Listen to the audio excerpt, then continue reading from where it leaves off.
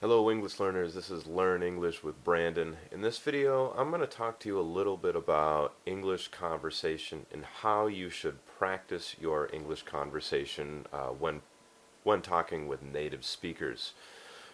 So, when I hear a lot of non-native speakers practice their English, I hear a lot of them say things like, "Yeah, and then yesterday I went bought something store," perhaps something like this. And the main thing I want you to notice is the pause with the This is something that you want to stop doing. If you do this in your first language, you want to stop doing this in your second language, namely English. In English, we might say or or that's what I meant to say. The reason why is because in Anglo-Saxon culture, it's generally considered polite to keep our mouths closed if we're not speaking.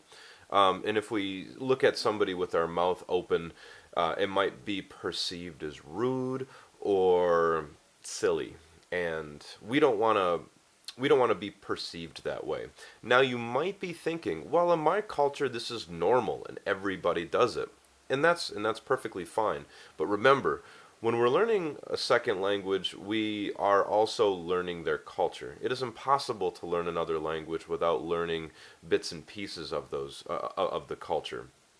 And if we reject certain parts of a culture, then we reject the opportunity to learn language in a particular way, namely the way that is going to help us communicate the best that we can.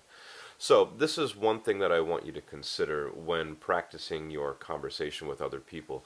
If you do have the habit of saying in the middle of your sentences, then try to at least do that with your mouth closed and say, or maybe try not to make any noise at all. Now, let's talk a little bit more about this. When we have these pauses and these long breaks, these can largely be avoided if you think of the sentence that you want to say first, and then you say that out loud, the whole sentence. And remember, a phrase has a beginning and an end, and it moves across, right? So if we say word for word in a sentence, it has this chunky feeling to it. Chunky, I mean, by chunky, I mean blocks or rocks that are here, and they just don't feel well. It's not comfortable to the ears. It's like walking over a rocky path as opposed to a smooth path. So we want to think about the phrase first before we say it. Now this goes back to the ultimate skill, our listening skill, because before we can create our phrase in our mind, we have to be listening to the other person or listening to our own internal thoughts, and then hear ourselves create this phrase in our mind so that we have an idea of how it's supposed to sound when we say it out loud. And this will help us avoid creating these moments where we have pauses and breaks and our phrases sound a lot more disconnected. This will help us avoid those situations. I have to do that as well when I'm speaking to you. There will be many times where you might have seen in my other videos where I say this and okay, and I get better at this because I'm recording myself and I watch my videos.